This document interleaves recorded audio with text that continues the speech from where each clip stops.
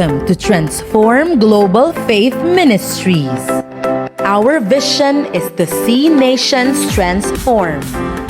We are on the mission of transforming lives and transforming nations. We believe that change can be achieved by transforming one life at a time. Our ultimate goal is to fulfill the Great Commission of discipling the nations.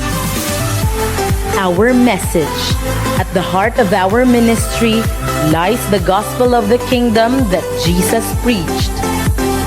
We are dedicated to spreading this message into all the earth and proclaiming the transformative power of the kingdom of God.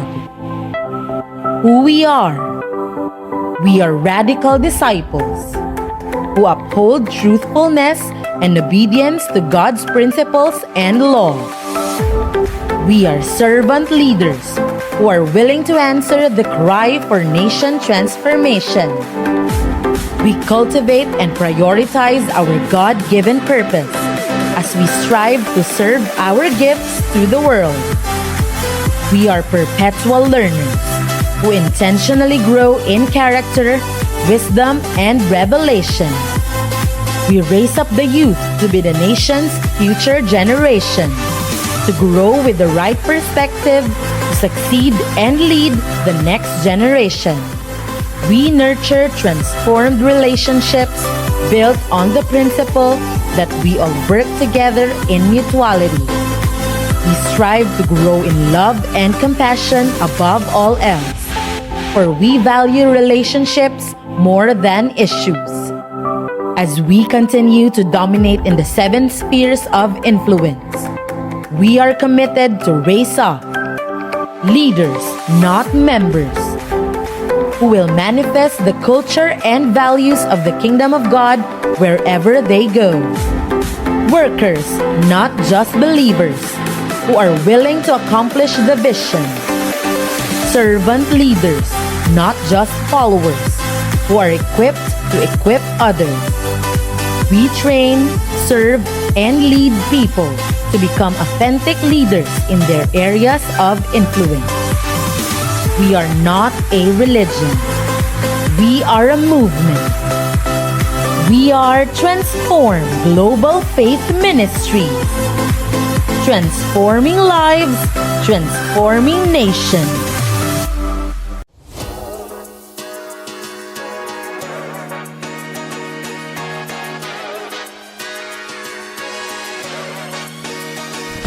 Welcome to the Hill of Zion!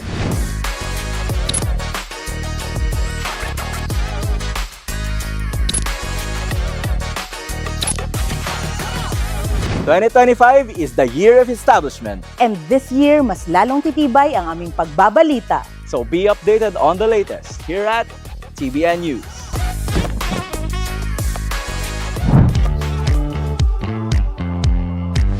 We bring you the latest headlines that are shaping our world this week. Let's get right into TBN News Flash.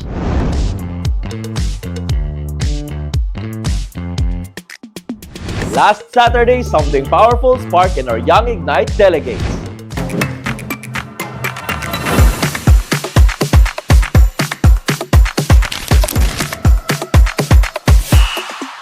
Do not love the world or things in the world. If anyone loves the world, the love of the Father is not in him. If there's one thing that can give us satisfaction, the love of the Father. God often does His greatest work in the very place of your deepest pain or rejection. He will turn your wilderness into worship, failure into testimony, and pain into purpose. To those of you who are here na inaanay mo situation, I want you to know that all you have to do is just to call on Him.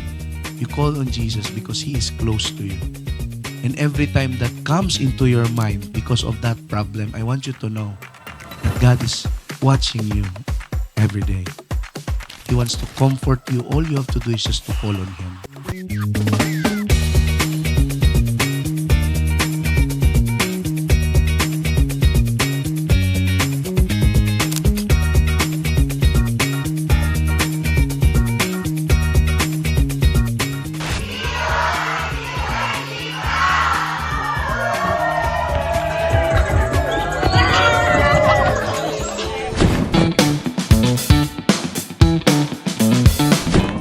As we envision nation transformation, we as leaders continue to build up our character and spiritual discipline through our TGFM weekly habits.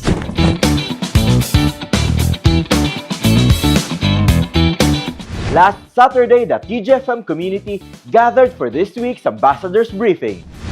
I lost my life when I tried to preserve myself. Living in an anxiety for the sake of money is a curse. Now I know that when I gave up that part of me, I recovered my life, for I am now starting to become stress-free, and I have also recovered my wife and my son. And as I responded to his call, he preserves me and counts me to be one of his faithful remnants and strong army in this last day.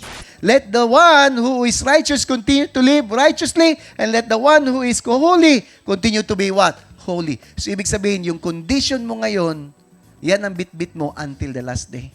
Kaya kung hindi ka magbago ngayon, if you will not wake up today, that condition that you are in, if you will not change, will be the condition of your eternity. I'm telling you. Leaders, see you on our next Ambassadors Briefing. The teams of Pastor Stuti and Flong Bernaldez, Pibet Baste and LMA Suwan gathered at the TGFM Mountain in Sinuda, Kitaw-Tao, Bukidnon for a time of intense roaring and groaning in the Spirit. They entered Ascension, received visions from the Lord, and took back their authority as end-time soldiers. Grab the opportunity with your teams to join in Ascension at our TGFM Prayer Mountain. This week, chosen leaders and pastors began each morning with deep worship, resting in God's presence. With boldness and fire, they roared like lions, declaring victory over the enemy's plans for this week. The pastors discussed various topics, including the promise of final redemption, kingdom culture, living heaven on earth, and deep calls unto deep. The leaders also gathered daily for the crossover, starting each morning with ascension and deep groaning and roaring, aligning ourselves with God's purpose for the new day. Join us on our daily morning prayer every day at 5 a.m. live on our Facebook page and YouTube channel. And join our intensive tongues afterwards at 6 a.m. and as we cross over to a new day at 5:45 p.m. Last Wednesday, TGFM leaders came together for the DE Finishers Training Physical Service. Chosen leaders shared their personal walk with the Lord, testimonies of faith, growth, and purpose. Pastor Roy Oliveros continued with the topic, Redeeming Your Time, emphasizing that as leaders, we must live not as unwise but wise, giving value to our time by living a purposeful life. Leaders, do not miss the process of discipleship. Gather together with your team every Wednesdays at 5:30 p.m. at the Hill of Zion TGFM View Deck. Last Thursday on the Life Hacks Beyond virtual training, the students delved on a new topic, the Lion Within. Pastor Roy Oliveros discussed on our innate leadership ability and our true identity as natural-born leaders. The students learned the proper mindset and right mentality as an agent of change. See you next week for more of Life Hacks Beyond program, Thursdays at 7 p.m. via Zoom. Last DE Finishers, Las Vegas. Pastora Rochelle Oliveros shared about fast-tracking your spiritual journey through your availability and desperation. The leaders shared their thoughts and insights to the principles presented as the discipleship session progressed. Leaders, do not miss your sessions every Thursdays, 6 p.m. Pacific Standard Time via Zoom. Dedicated leaders have been appointed to stand as night watchers on the Hill of Zion at TGFM View Deck. Every night, they keep watch in prayer and intercession, seeking God's presence and protection over the community. TGFM Nation continues to expand the gospel of the kingdom as we establish new Symbolized across the Philippines and around the globe. We warmly welcome all Symbalay attendees and life group members.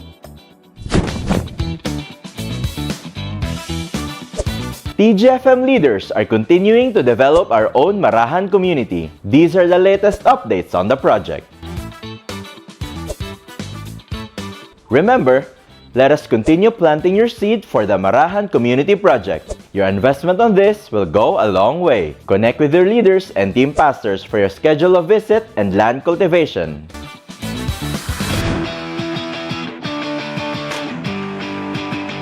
Get set for an exciting lineup of events. Stay tuned as we reveal what's coming soon.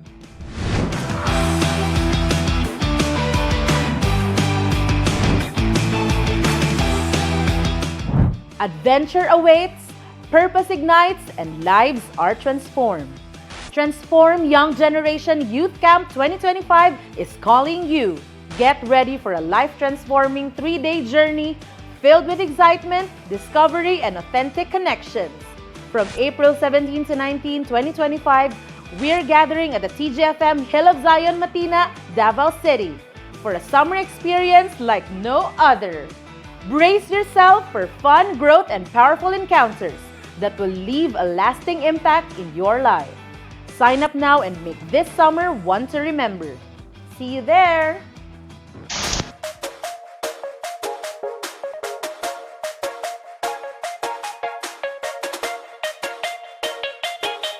Join us on our first fruit service and third-year anniversary on April 20, 2025. Whether you've been us for a while or visiting for the first time, there is a place for you. Invite your friends, family, and loved ones and let's celebrate together. See you there! And that's a wrap for this week's TVN News Your #1 source of good news. that empowers and transforms.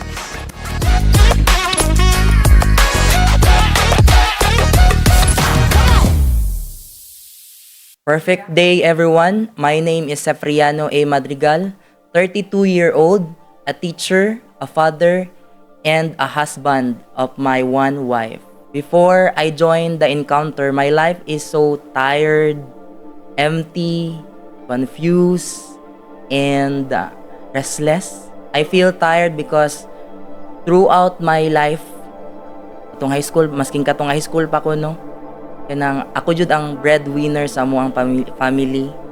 Tapos tanang trabaho sudlan, tanan jud ikan sa pagtinda og pandesal hangtod sa paghugas og mga plato, walay tulugay.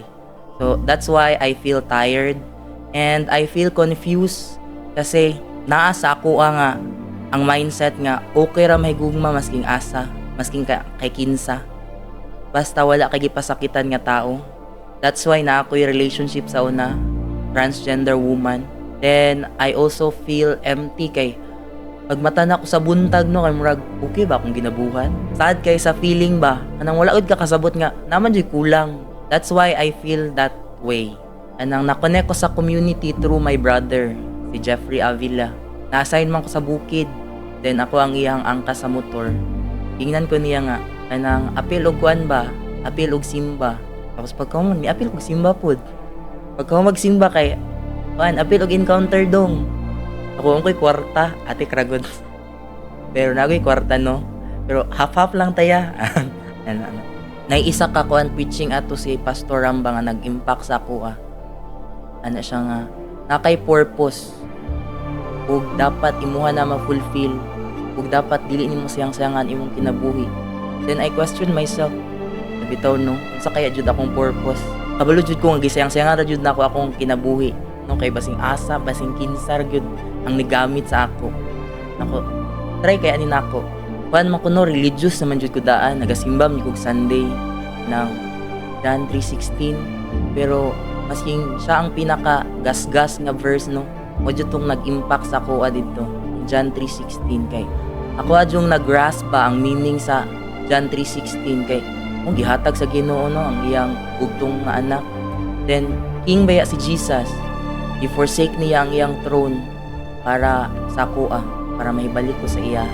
Kudyo nang impact sa kuha. And kanang i-change ang mindset. Kay mindset ra jud ang tanan. Ug kanang kuan ba, naraday na sa perspective nimo. Ay mong pagtanaw sa imong kaugalingon ug kung kabalo ka kung unsa ang pagtanaw sa Ginoo sa imuha. Makaingon jud ka nga dili na jud nako sayang-sayang akong kinabuhi. Na-change jud to tanan. Atong confused nga feeling god, ikuan jud to, i-clear out jud to ni Lord no nga dili ka confused. Ang desire lang jud sa imong flesh ang imong gina-follow. So iyang i-clear out ba nga lalaki ka, lalaki ko. Through discipleship no, dito man jud ka makuan, i-train tapos dito ka kasaban. Para di na ka encourage di ay dili kasaban. No dito no na change jud akong mindset katong mindset nimo nga gibutang ni Lord ba ma-fulfill to true discipleship o kanang pag-walk nimo ba na naay giya sa Ginoo o giya sa imong leader. Kay kung ikaw ra maabot lang jud. Kaya ana ganito si Pastor Ram no or ayag hawa sa kanang pundok ba sa mga nagdilaab. Kay kung muhawa ka mapalong jud ka. So therefore maski kapalungon na ka tutot lang jud sa nagsiga. nakuan jud na in love jud ko sa akong wife katong sa kuan na sa ay morning prayer ba. Di ba wala na kuan? Wala na makeup, hayag kayo na. So, through ka na morning prayer na meet na akong wife. Then nag-uyab mi pero we consecrate, no? Mo jud na ana si Pastora Jane nga no kiss, no touch. Okay, pas. Di na pud ko tired karon kay na naman ko'y kuan ka ng partner in life, no? Nga mag-organize sa tanan. Tapos di na pud ko tired kay kabalo ko nga I'm in the will of God. Walay toiling jud. Na mindset na pud namo no sa together with my wife. Na kung nadyo ihatag si Lord, una jud si Lord. Una jud siya kay ihanay ra jud niya tanan. Tauna kay lahi man akong standard sa kuano goodness. Kay basta wa kay masakitan, okay ra gyud na. Pero naadyoy kuan, naadyoy standard si Lord. Na siya diri for we are God's handiwork, created in Christ Jesus to do good works. Kung wala nimo na ilan si Jesus, di jud ka makakuan nga tama nimo ginabuhat. Kaya ang standard jud ni Lord ang matuman. Good pa na sa mata sa tao, pero kung dili na good kay Lord, wala jud. I was kanang used by God through kanang become a speaker in life group and speaker kung naay mamatay. Paano si Pastor Ram? Kanang Seth, ikaw say wali dito sa namatyan na sa share dito pas. Napod may life group sa Agunoy, napod may life group sa Kalinan, tapos sa Turil ug sa Alambre. I am Sefriano A. Madrigal. I am strong and a conqueror, and I am radically transformed through divine encounter.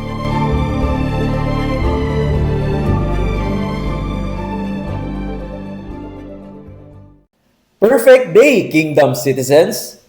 Turn to your seatmate and say, I'm glad you're here today. We are gathered in the presence of the King, whose goodness and mercy never fail. The book of Psalms says, The Lord is my shepherd. I have all that I need. He lets me rest in green meadows. He leads me beside peaceful streams. Surely your goodness and unfailing love will pursue me all the days of my life, and I will live in the house of the Lord forever. This is our confidence. God's goodness and mercy are not just behind us, but walking with us today, tomorrow, and forevermore. So let us stand up and worship with grateful and joyful hearts. Let us lift our voices and give Him all the praise. Sing what you can do, oh God of wonders. Your power has no end. The things you've done before, in greater measure, you will do again. 'Cause there's no prison wall you can't break through, no mountain you can't move. All things are possible. There's no broken body you can't raise, no soul that you can't save. All things are possible. The darkest night, you can light it up. You can light it up. God of revival, let hope arise.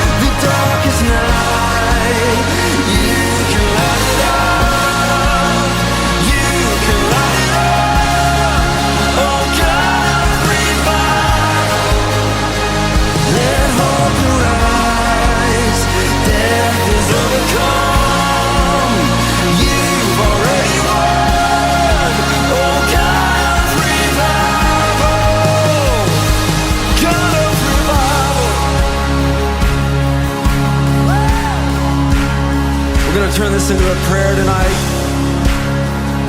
over our nation, over our cities. Come awaken your people. Come awaken the city. Oh God of revival, pour it out, pour it out. Every stronghold will crumble. Hear the chains hit the ground. Oh God of revival, pour it out, pour it out. Come awaken your people. Come awaken the city. Oh God of revival, pour it out, pour it out. Every stronghold will crumble. I hear the chains hit the ground. Oh God of revival, pour it out, pour it out. Oh, the darkest night, you can light it up. You can light it up. Oh God of revival, let hope arise. Death is overcome. You've already won. God of revival. Oh God of revival. Come awaken our hearts to your glory.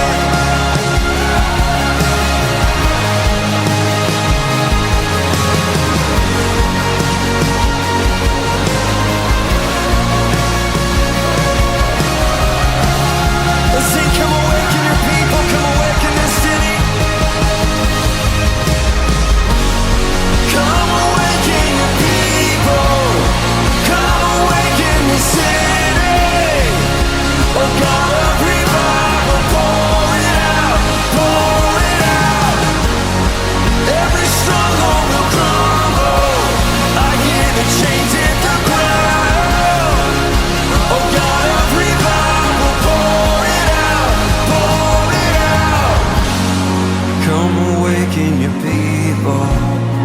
Come awaken the city. Oh God of revival, pour it out. Are you singing? Every stronghold will crumble. Hear the chains hit the ground. Oh God of revival, pour it out.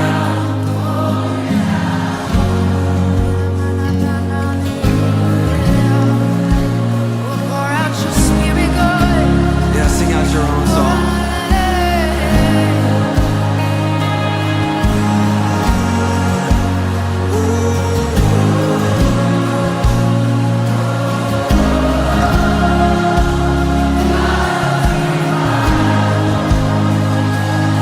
Let's start to raise a voice.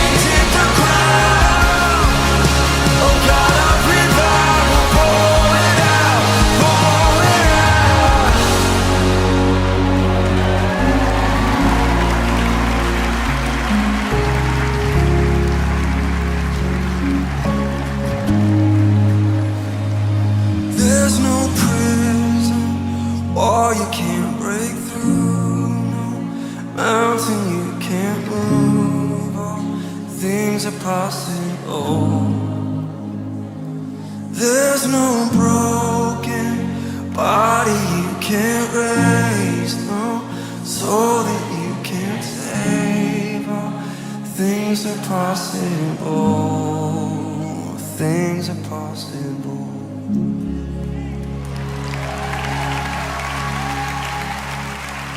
Let's continue to worship the Lord through our giving. Please be seated and let us hear a powerful testimony of giving from one of our leaders. Perfect day, Saints! I'm Ella May Suwan, a SPED teacher by profession and the owner of Scepter SPED and Tutorial Center, and one of the 24 elders here in TGFM. I would like to express my appreciation and gratefulness to our dear pastor, Pastor Roy and Pastor Rochelle, for this privilege to share my testimony about tithes and offering. In Malachi 3:10, bring the full tithe in the storehouse, and there will be food in my house, and thereby put me to the test, says the Lord of hosts, if I will not open the windows of heaven for you and pour down for you a blessing until there is no more need. Every time you give your tithes, na ay ma-unlock.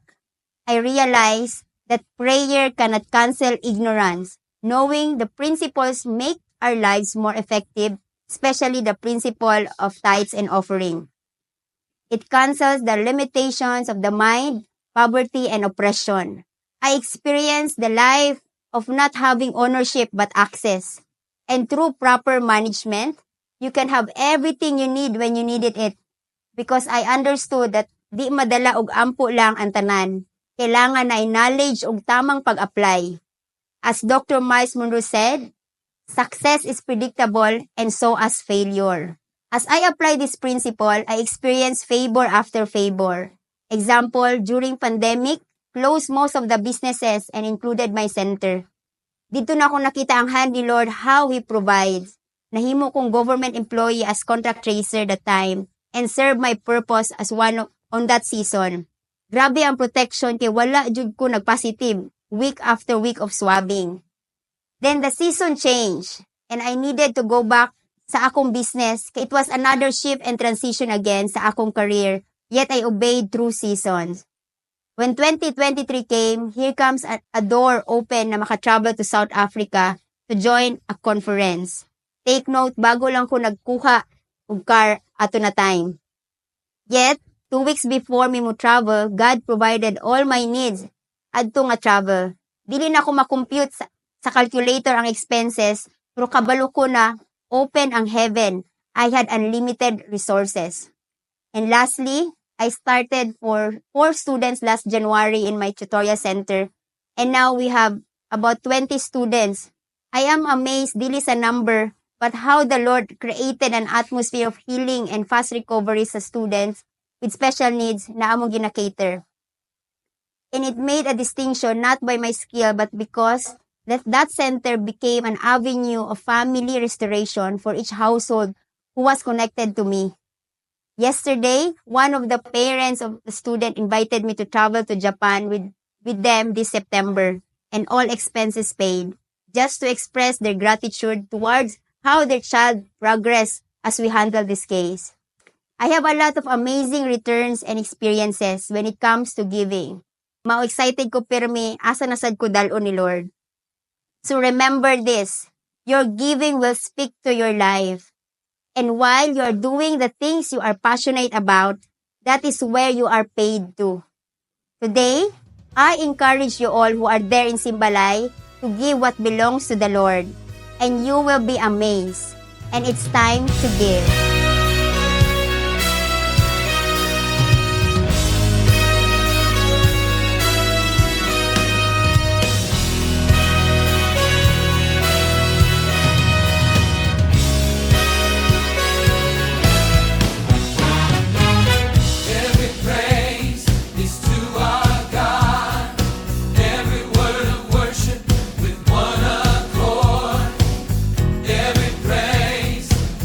Every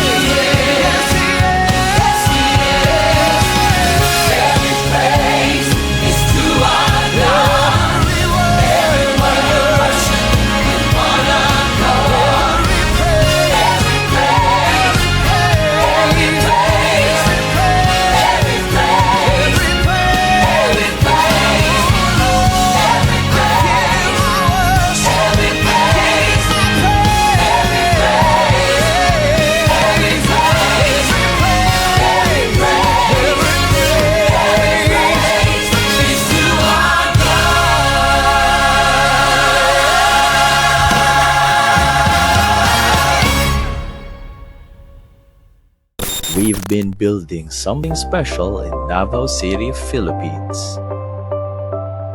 The Transform Academy is passionate about empowering the next generation.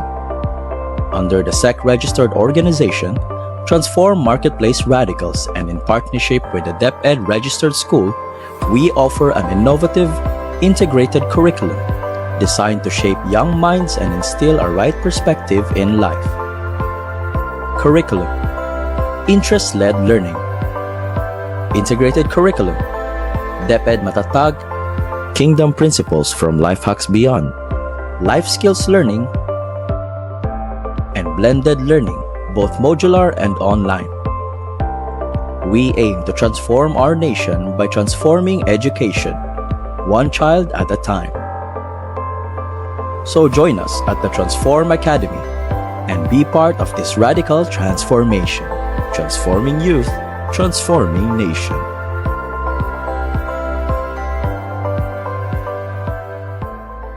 If you want to represent the kingdom of heaven, dapat nakikita sa buhay natin. When you talk about kingdom, a kingdom is a government of a king. Kingdom is manifested in the culture. Totally different. Kasi ang religion, you will identify them by the set of rules, regulations, practices, the dress code that would identify them easily that they are part of certain religion. Kingdom, you will only identify them as kingdom by the culture and lifestyle. The clear distinction between religion and kingdom is its values and culture. Jesus is simply representing the kingdom of God. So if you want to know how the kingdom of God functions, if you want to know the culture and the values of the kingdom, then let's look at how Jesus, how He does it when He was here on the earth 2,000 years ago. In fact, it was already written in the scripture because the word of God are His words. Let's look at adultery. Now, you have heard that it was said to those of the old, in the Old Testament, you shall not commit adultery. But in the kingdom, sabi niya, but I say to you that whoever looks at woman to lust for her has already committed adultery with her in his heart. You see the distinction? Eto, magiging adulterous ka pag ginawa mo. Eto, nag-iisip ka pa lang, nakatingin ka pa lang, adulterous ka na. Ganyan ang standard ng kingdom. Hindi tulad ng religion. Let's look at marriage and divorce. Verse 31, same chapter. Sabi ni Lord, but I say to you that whoever divorces his wife for any reason except sexual immorality causes her to commit adultery. And whoever marries a woman who is divorced commits adultery. So, in the kingdom of God, walang divorce except kung merong sexual immorality, may ginawa yung babae. Kaya kung makipag-asawa ka sa isang diborsyo na babae, then you are already committing adultery also. Okay, so let's look at another. Kasi sabi ni Lord ito, verse 43, but I say, in the kingdom, sabi ni Lord, love your enemies. Pray for those who persecute you. Kaya, if you want to represent the kingdom of heaven, dapat nakikita sa buhay natin. Or else, we will be branded and become part of religion around the globe today.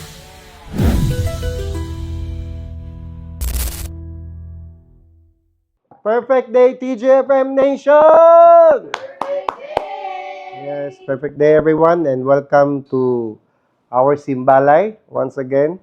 And those who are joining us, as always, sa mga facilitators, host, first-timers, second-timers, yung mga regular natin ng mga disciples, and part ng TGFM, we declare perfect day to all of you. And as I have promised, no, to finally talk about what we have left last week, no, tatapusin natin to, no, as we have talked about the culture of the kingdom, which manifests in people. And let us look on how the Lord Jesus Christ illustrates the kingdom of heaven, no, how His people works and how we can identified or how we can be identified in this world. So as I have mentioned last week, that there are two kinds of people in this world, in the world today. Those who are children of the kingdom of heaven and those who are not. So as the Lord Himself made this distinction clearly in a parable. I don't know if you remember in the parable of a farmer, about the farmer who planted good seed in his field, in which, no, alam natin na nahaluan siya ng tares. So here in Matthew chapter 13, the chapter of parables, okay, here it says, here is another story Jesus told. The kingdom of heaven is like a farmer who planted good seed in his field. So you need to take note of that. The kingdom of heaven is like a farmer who planted good seed in his field. But that night, as the workers slept, his enemy came and planted weeds among the wheat, then slip away. When the crop began to grow and produce grain, the weeds also grew. And the farmers workers went to him and said, "Sir, the field where you planted that good seed is full of weeds. Where did they came from?" "An enemy has done this," the farmer exclaimed. "Should we pull out the weeds?" they asked. And then he replied, "No, you will uproot the wheat if you do." Then it says in verse 30, "Let both grow together until the harvest." Okay? Let both grow together until the harvest. "Then I will tell the harvesters to sort out the weeds, tie them into bundles, and burn them, and to put the wheat in the barn." And so eventually his disciples said, "Please explain to us the story of the weeds in the field." Again, because this is parable, and the disciples wanted to make sure the meaning of these parables. Okay, so Jesus replied, "The Son of Man is the farmer who plants the good seed." Say it with me, good seed. Come on. Good seed. "Then the field is the world, and the good seed represents the people of the kingdom." So notice that one, that the good seed represents the people of the kingdom, not the people of Christianity, not the people of religion. Okay, not the people of this world. Okay, it's very clear. So if you are part of the good seed, then you are supposed to represent the people of the kingdom, not in religion. Are you here? So the weeds are the people who belong to the evil one. Tingnan mo yung katabi mo. Yung sa kanya, hindi ikaw. Okay? Right. The enemy who planted the weeds among the wheat is the devil. So the harvest is the end of the world, and the harvesters are the angels. So you need to take note that this parable illustrates the reality of our world today and the true condition of the people. Okay, as we will run down, kasi si Jesus mismo, in-explain niya kung ano ang ibig sabihin ng parable. In-explain niya kung ano ang kingdom of heaven. Again, the kingdom of heaven is like a farmer planting good seed in his field. So it is his field, okay? He is the farmer, okay? And then the when you talk about the farmer, he's talking about the Lord Jesus, okay? And the good seed are the sons of the kingdom, okay? So the kingdom of heaven is like a farmer planting good seeds in his field. Are you here? Right? So the field is the world, cosmos, okay, not the earth. So world is not the same as the earth. You have heard me talk about that before, no? Hindi yan sa, when you see world in the Bible, it's not the earth. Earth is terra. World is the cosmos, okay? So if you look at the word world, okay, it talks about the world. For example, okay, ito yung world of business and economics, okay? Ito yung world of education, the world of sports, the world of politics, world of science and technology, the world of medicine, world of arts and entertainment, the world of media. So it talks about the system, the world. The Bible says, Jesus said, "For God so loved the world." So people involved in this age, in this era, in this system. So the world, or the Lord's world, which is His field, is supposed to be purely only for the Lord's people. Remember, it is His field. Remember, the kingdom of heaven is like the farmer. Okay? So, ang goal talaga supposed to be ng Lord is to what? Plant good seed in His world. So, in the world of business, politics, in the world of medicine, it's supposed to be purely the Lord's. Are you here? It's supposed to be the sons of the kingdom. But again, no, the enemy came to plant weeds. Who are these weeds? People who belong to the devil. That's why the world, as we can see today, no, they are never pure.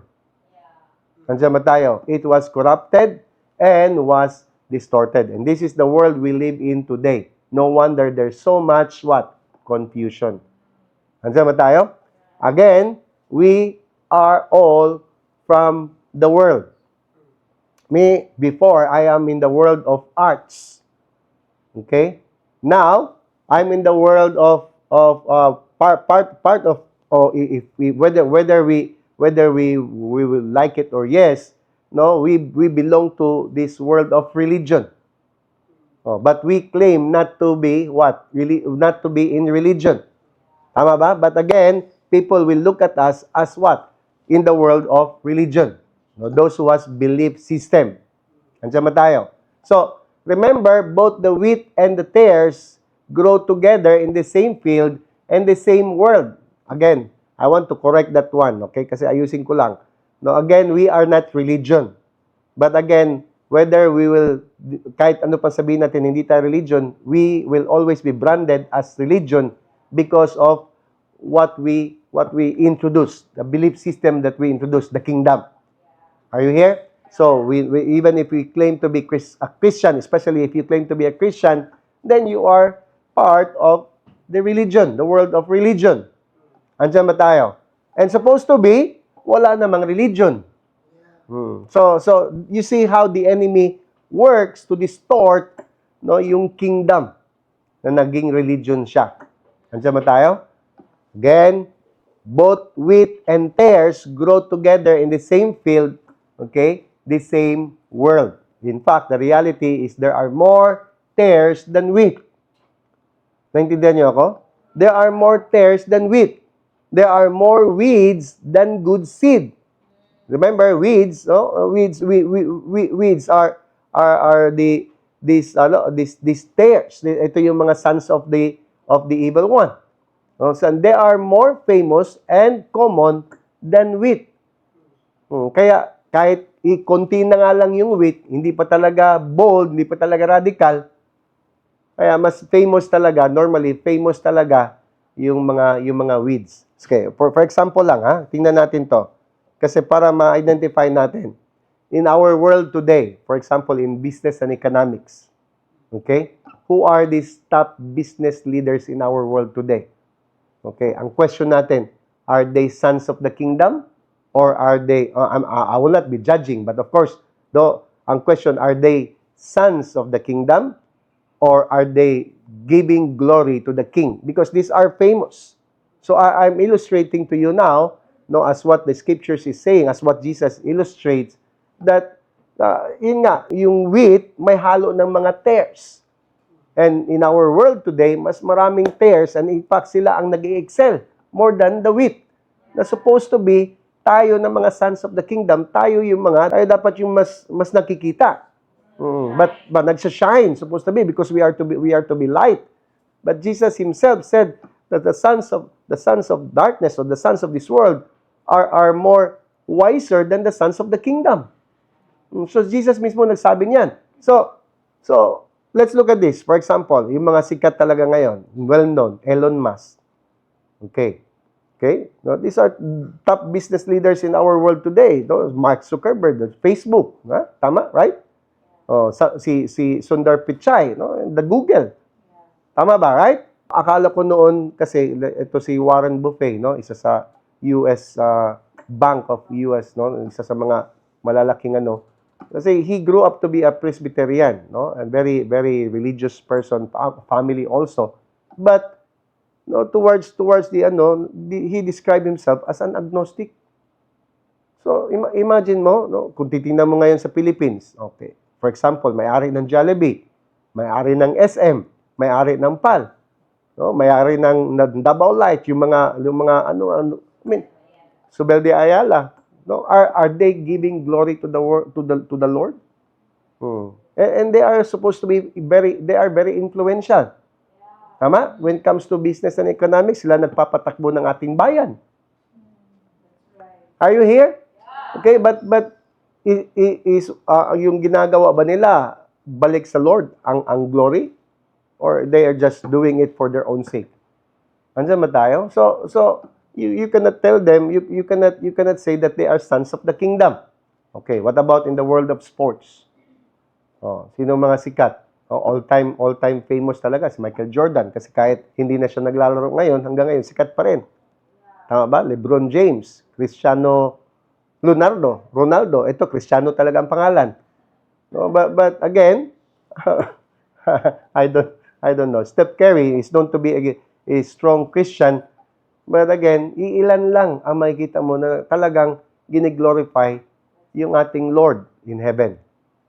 Tama ba? Okay, sa Pilipinas. Okay, sa sports, in the world of sports. I'm talking about cosmos, the world. Okay. Sa Pilipinas, sinong sikat? Manny Pacquiao. So Manny Pacquiao is known to be Christian.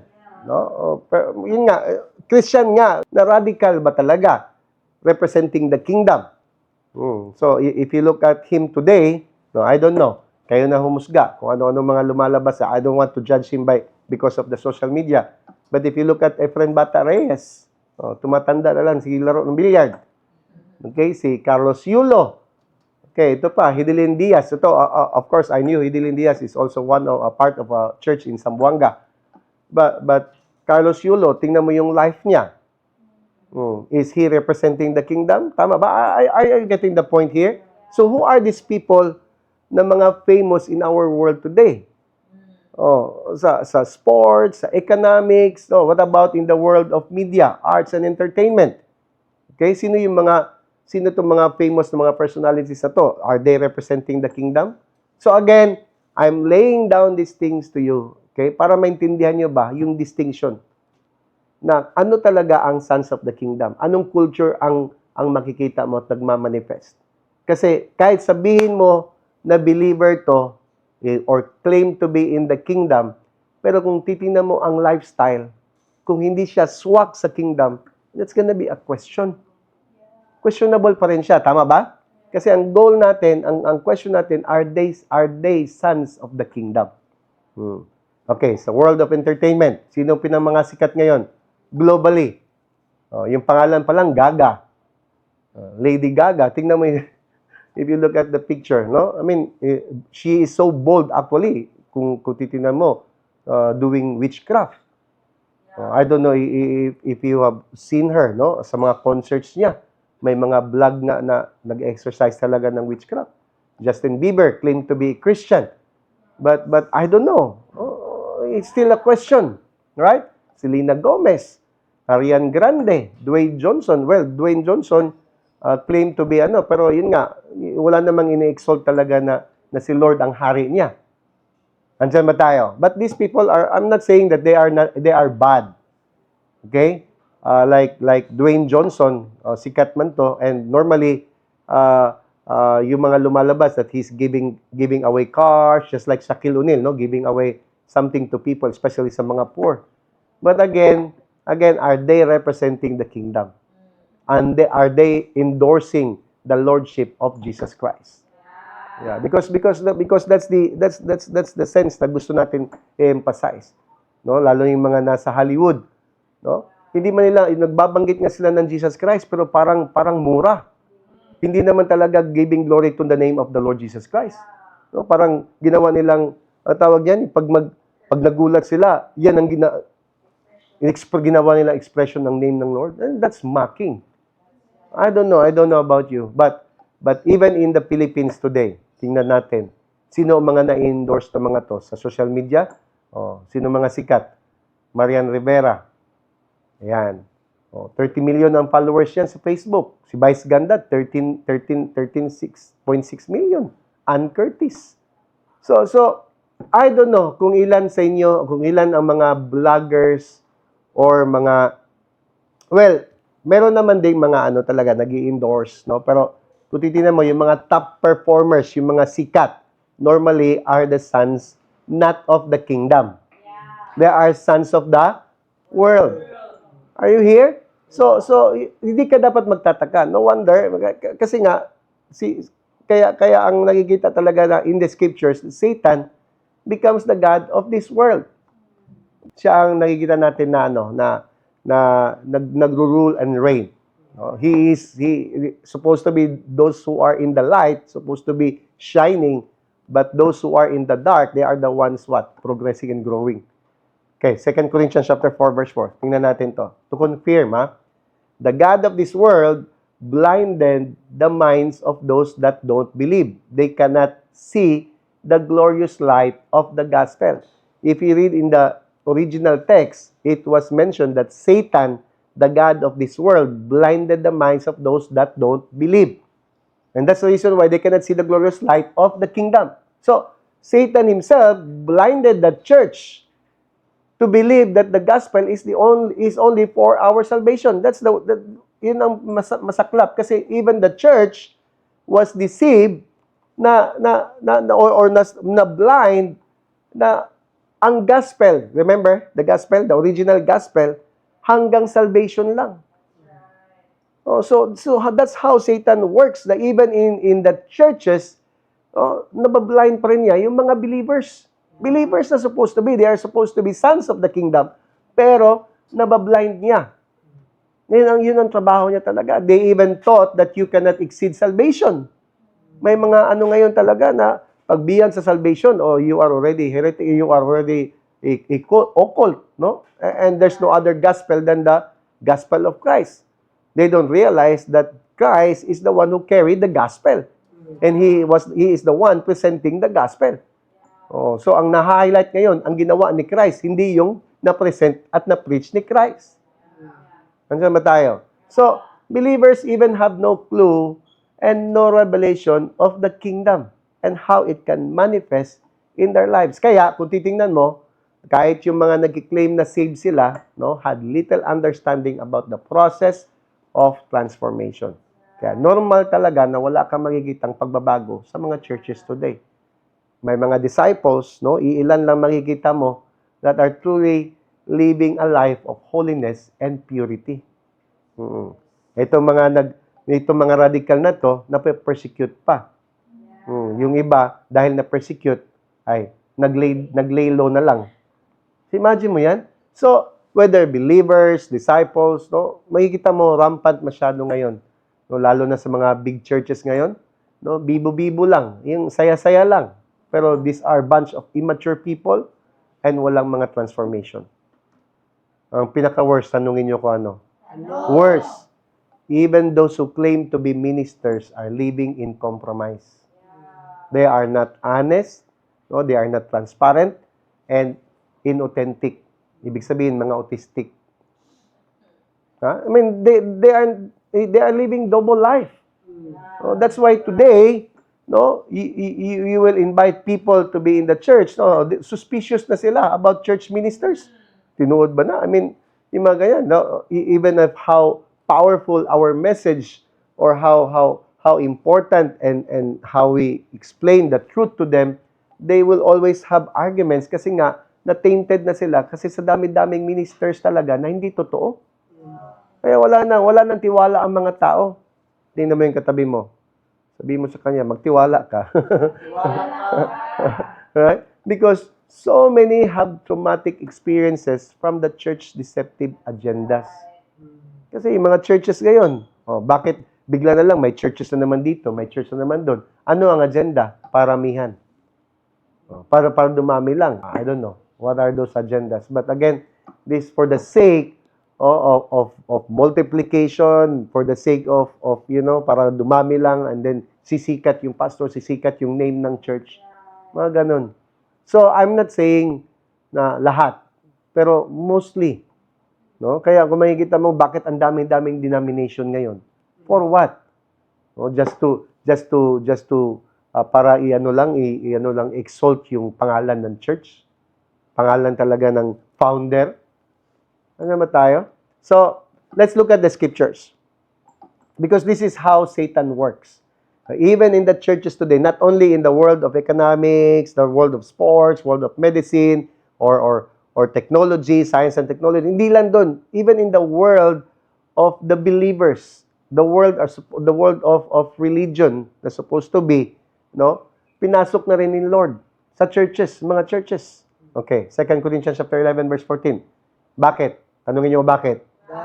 Sabi dito, no wonder for Satan himself transforms himself into an angel of light. Kaya, even if you claim to be in the church, pwede ka pa rin ma-deceive ni Satan. Kasi Satan himself transforms himself into an angel of light.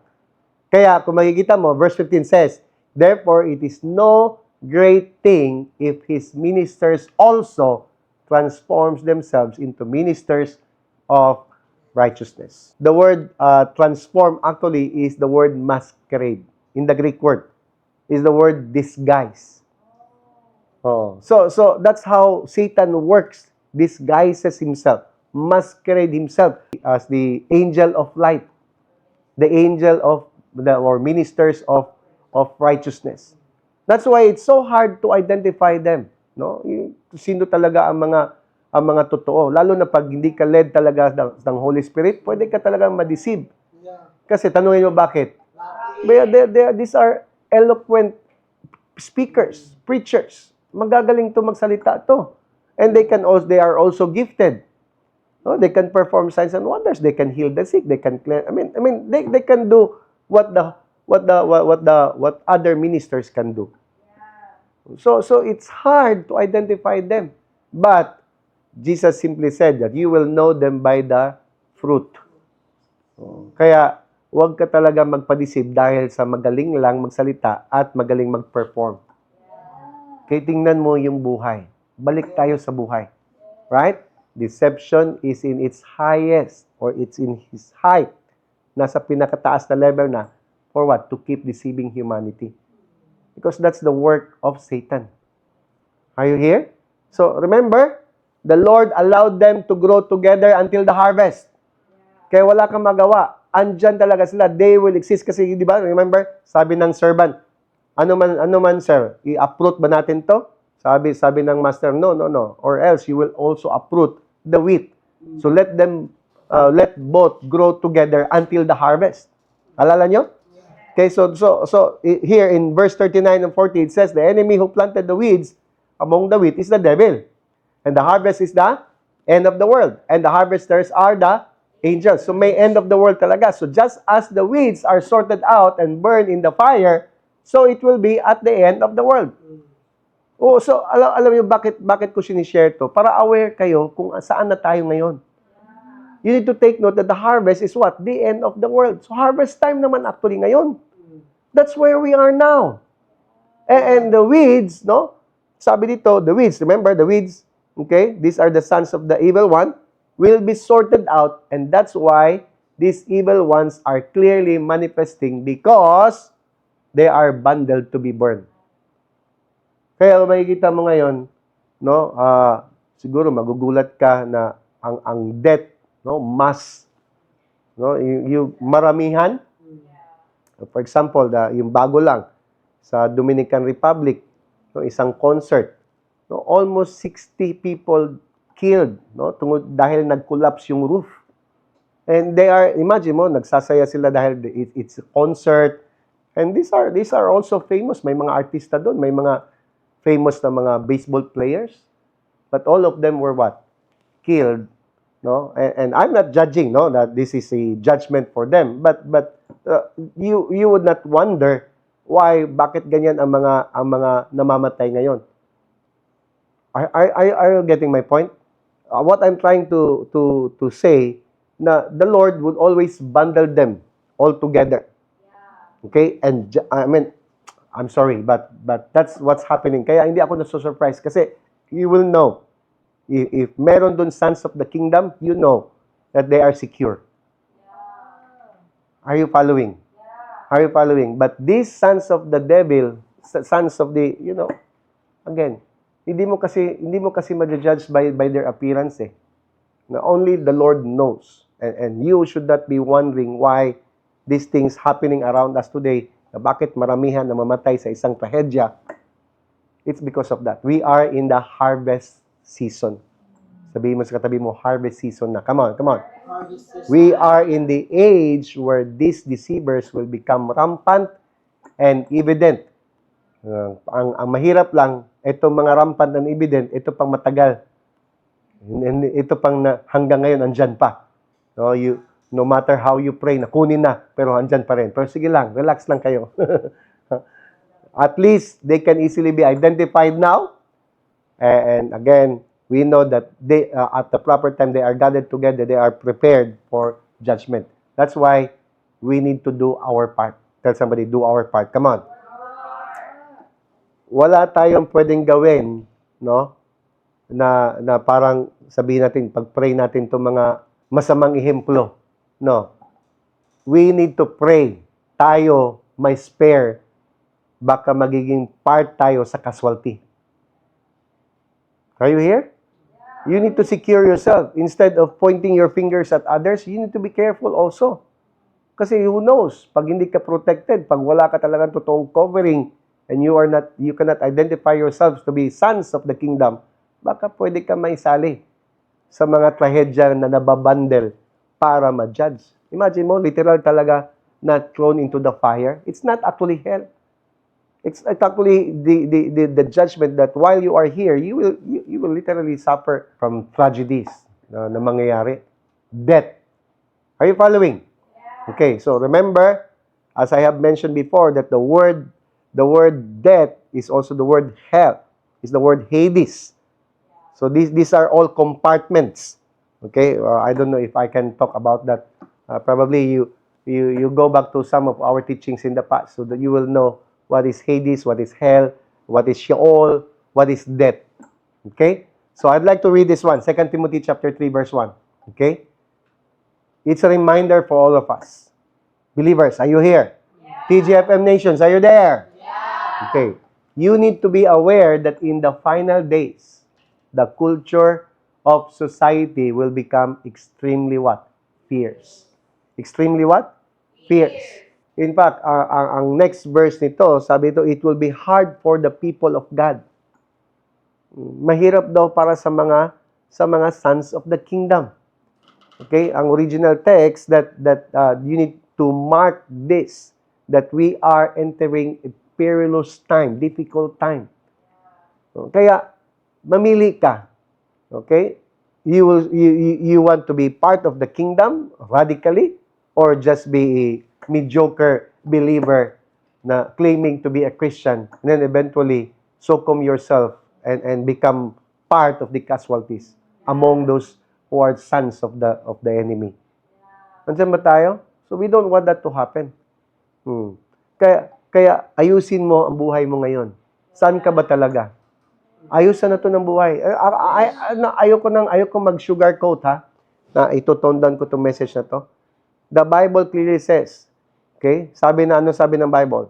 Do not seal up. Revelation chapter 22. Take note of this. Do not seal up the prophetic words in this book. Huwag mo daw takpan ang prophetic words in this book. For the time is what? Near. This was written 2,000 years ago. Ano na ngayon? And if you look at the book of Revelation, most of those things that had been prophesied, written there, is already happening now. Remember, tapos na ang white horse, papasok na ang red horse. Tapos ikaw, ilan sa inyo, red horse pa rin ang hawak nyo. Tanawin mong tapad. No, hindi na. Okay? Let the one, take note of this. This is a reminder, kasi mag-ayos ka. Kasi if you will not encounter the Lord para mabago buhay mo, you will be among this one. Tingnan mo to, ano sabi dito? Let the one who is doing harm continue to do harm. This is the Lord Jesus Christ. Sabi niya, kung sino yung mga gumagawa ng hindi maganda, tuloy lang. And let the one who is filthy or vile continue to be what? Filthy.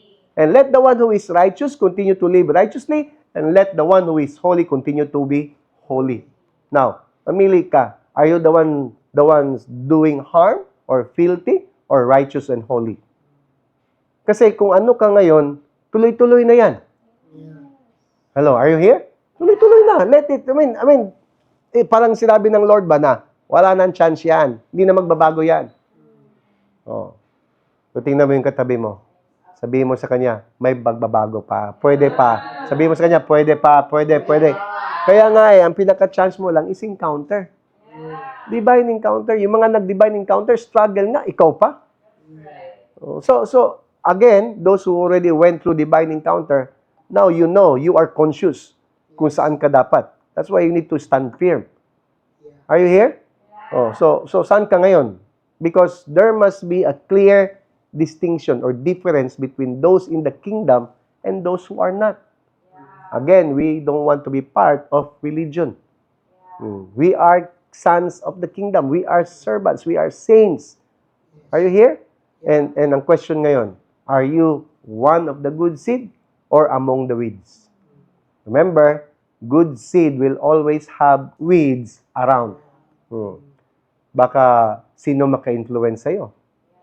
Make sure that you are around people who does what is right because they will keep doing what is right.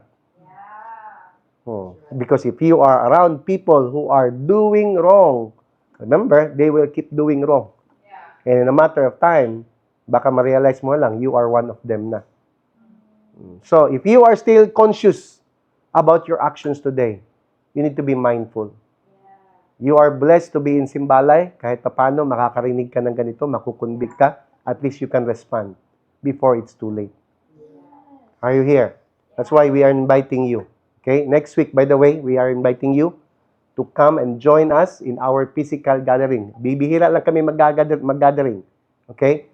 Next week, that's gonna be April 20. Next Sunday. So we will have a physical gathering, okay, as we will celebrate 3rd year anniversary as a community, as a nation. Okay? Magti-3rd year pa lang kami, as TGFM. Again, we were launched by the Lord as TGFM 2022. So magse-celebrate na kami ng 3rd year. But again, we exist before TGFM exist or launch. Okay? But we will explain that to you kung paano na launch yung TGFM Nation last 2022. So join us physically, no? Although I don't know if merong live niyan, but we would love to see you in Mapua. No, I think Mapua, right? Mapua, anong school? Auditorium. Okay, so just connect to some of the leaders around you. So we desire that you would also invite everyone around you and how, no, para ma-witness nyo how the Lord transformed the lives of the people connected to this community. Again, we are not religion. We are a kingdom. We are a nation. We are a tribe. And our goal is transforming lives, transforming nations. So, be blessed. All right, let me pray for you. Father, we thank you and praise you, Lord, for this time. Thank you for laying down once again this principle, Lord, and keeping them aware. People be aware, oh God, about our true conditions. We don't want to be part of this world, Lord, oh God, where time is coming that you will bundle them out and be burned. Lord, we want to be part of the sons of kingdom. Sons of the kingdom who keep doing what is right and always keeping their hearts and lives pure and holy before you, God. And so, Lord, we declare, Lord, that our consciousness will continuously be yielded towards, Lord, your conviction to do what is right. Not just good, but doing what is right. Because we want to be part, Lord, of what you are doing, Lord, in this last generation. So, trusting to you, every family represented here, I declare, oh God, that every family will also have the chance to come next week in our physical gathering so we can celebrate all together your goodness and your faithfulness in our lives. All this we ask through the power of the Holy Spirit, and in Jesus' name we declare and pray. Everybody will say, Amen and Amen. So see you again next week, physical gathering. Perfect day, everyone.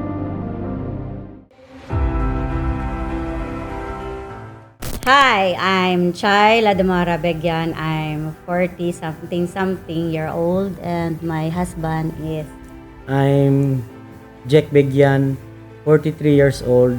Ang work na mo karon, ako sa contractor, then nag-transition sa mining, then tracking sa mining sa ore sa Surigao. ako ay taga-balay, housewife. Before DE, masasabi ko lang, lahat ng bagay na kahit hindi ko hilingin, masyado akong blessed. Blessed sa love, financially blessed. Masaya naman yung life ko, pero laging may kulang. Wala naman ako pinagsisihan sa lahat-lahat kasi nga, yung mga lahat ng mga trials is, yun yung siyang key para makilala ko si God. Tsaka malaman ko yung purpose ko dahil doon. Kami ni Jack is living in sin for at least 15 years. So, namin isa ka-anak. Pero si Jack lahat is giver, lahat. Andyan lang yun siya. Si Chai, kaduha na nagikasal. Ako, first time pa ko gikasal.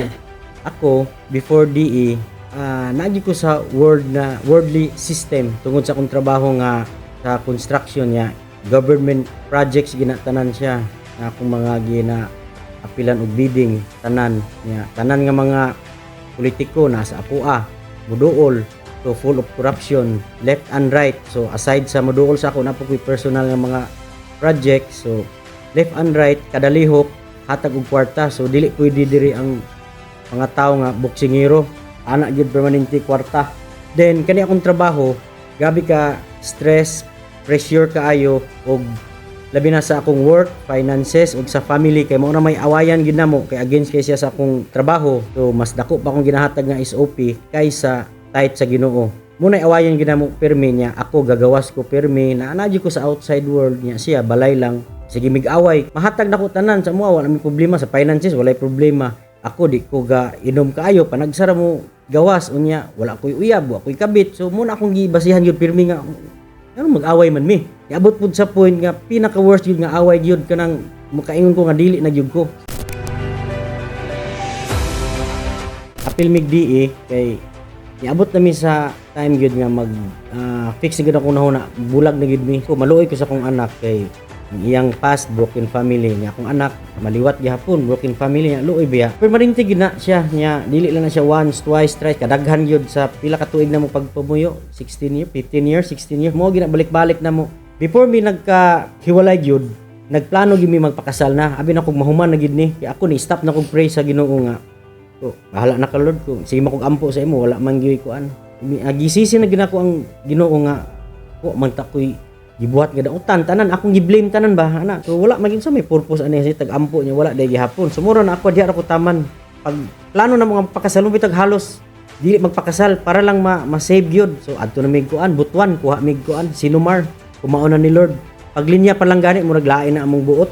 So sige na miglalis gamay nga bikil nga pinabundak ng istorya. Mao to nakakuha mig sinumar. Pauli na mi og San Franz, start na murag na ni spark. Suko ming duha. Biyab-an bitaw ko niya og kuan, pag nagkamulo kog deb, biyab-an ko niyang pineapple juice, ligo ko, suko kay ko, gadrive ko, kuba disgrasya mi. Bulag mi siya, adi na maday ng kasal, ana, ay sus, ako pod labaw na ko, ako ingnan. GC on pa na akong sinumar ko, uli ta sa amo hanto, uli mi 2 ka oras, wa gi meeting gani ana, tawagan ni iyang best friend. So ako, wa ko gitawgan, kay wa man ko'y amigo, nga mashiran.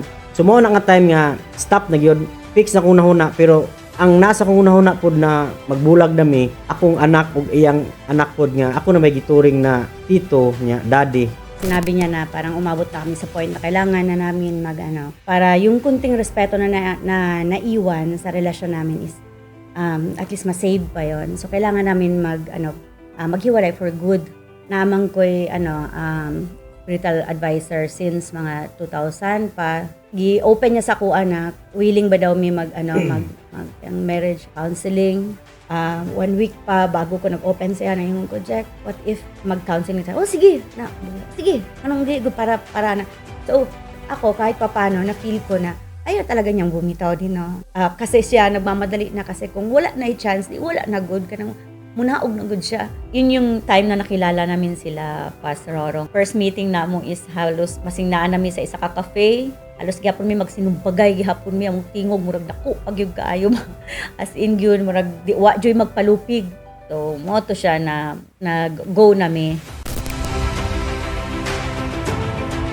Di ba sa Catholic is ginapat tanaw biya gyud ng Passion of Christ.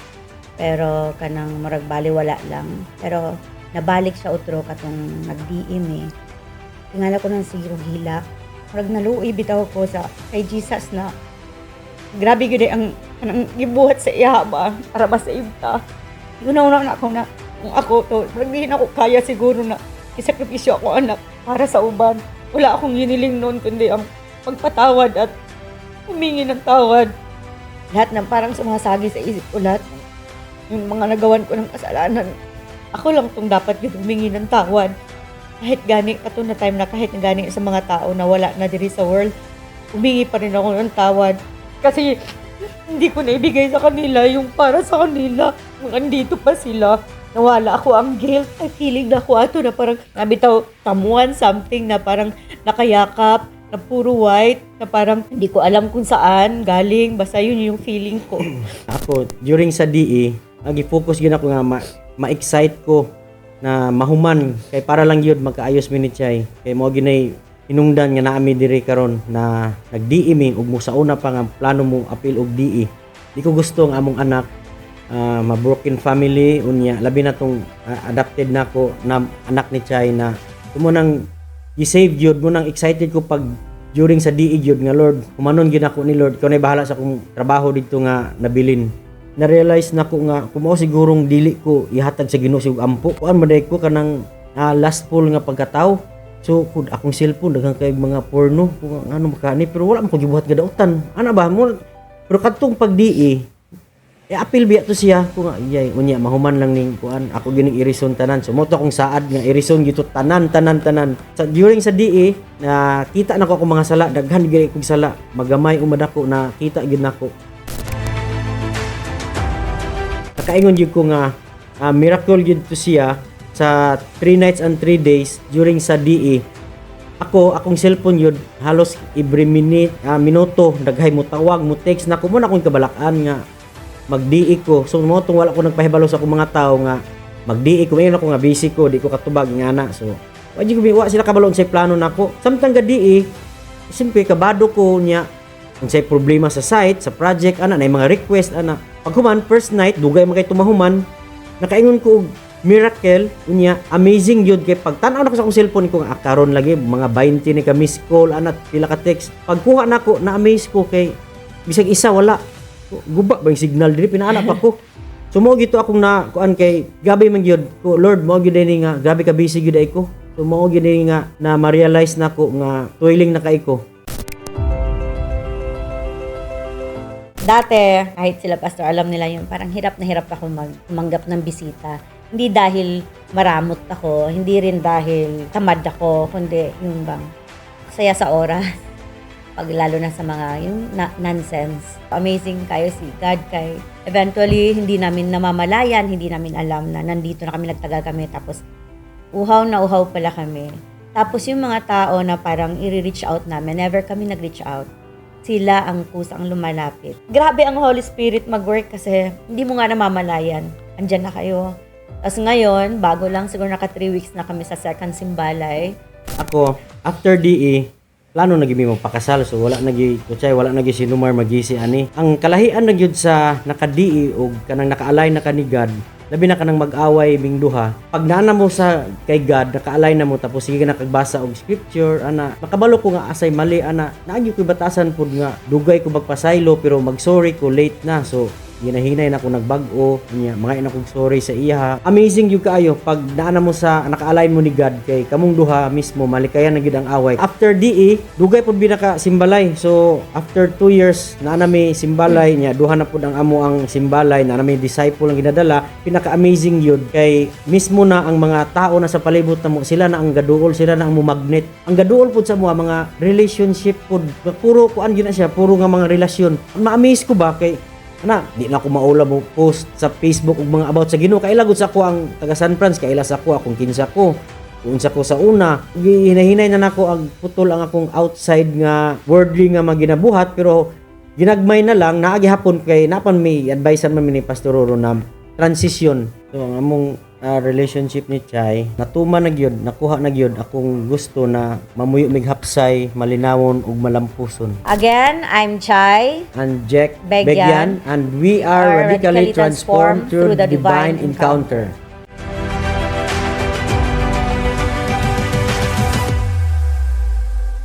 Gusto mo bang makapagsimula ng bagong negosyo? O gusto mo lang ng wise investment for your extra money? Dito tayo sa DC Co-op. Welcome to Dominion Credit Cooperative, where our vision is to ensure every member leads a better and progressive life. We fulfill our mission by providing opportunities for entrepreneurship, empowering members to start their own businesses, and helping each one achieve financial prosperity. Through our partnership with DMR and TGFM, here at DC Co-op, we are committed to your financial security and growth. Join us, and together, let us build a prosperous future. Dito tayo sa DC Co-op.